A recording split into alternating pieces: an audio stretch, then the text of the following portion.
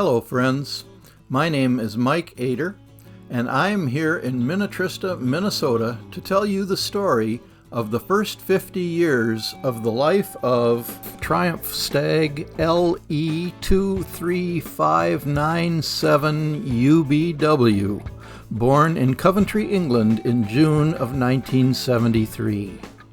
It was one of the last of the stags to be shipped to the United States before they stopped exporting them here. The person that I bought this car from in 2020 purchased it in the fall of 1994 and was able to put some fun miles on it before he blew a half-shaft U-joint and limped it home.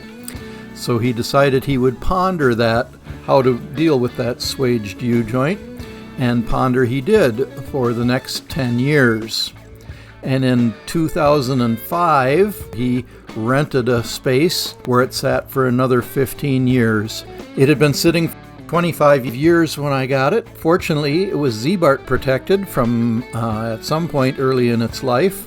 I decided I would try to build this as close to factory specs and do as good of a restoration job as I could, as I haven't tried one of those yet. My project design goal then was to rebuild as close to the exact factory original specifications, except in the case of known documented deficiencies in the original, where improvements, upgrades, and modifications would be allowed.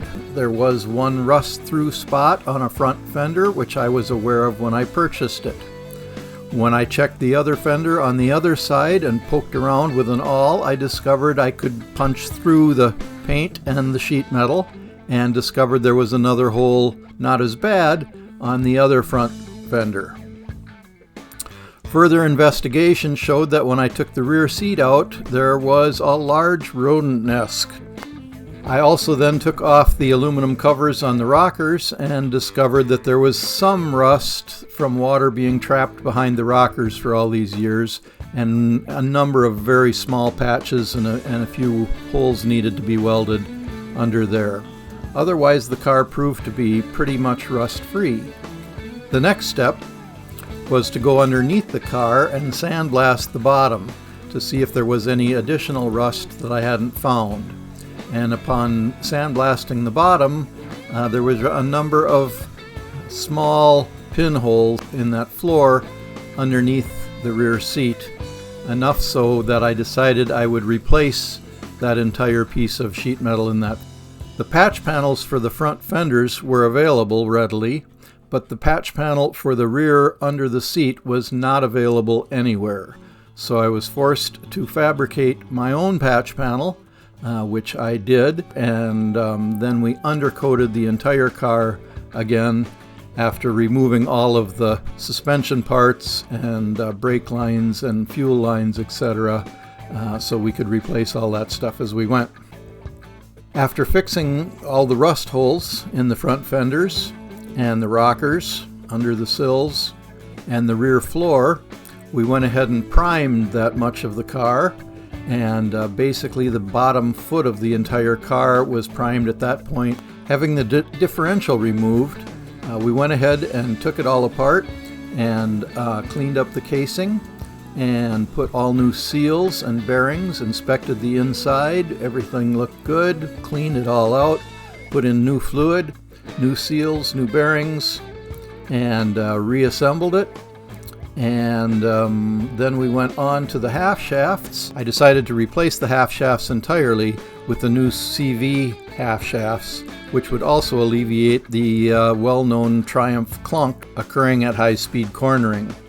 The swing arms were all blasted and cleaned up and painted, and all the rest of the suspension parts as well, including the fitting of new factory OEM shock absorbers, and all new seals and bushings everywhere.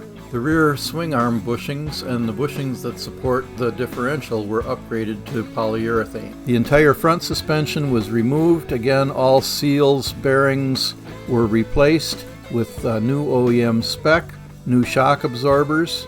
Everything was cleaned, blasted, painted, reinstalled. The front rack and pinion was removed and sent out of state to be rebuilt and resealed. The entire brake system was removed from the car. All the hard lines were taken out and replaced. New wheel cylinders, new brake pads, and associated hardware were added to the rear. The front discs were within allowable specifications and reused.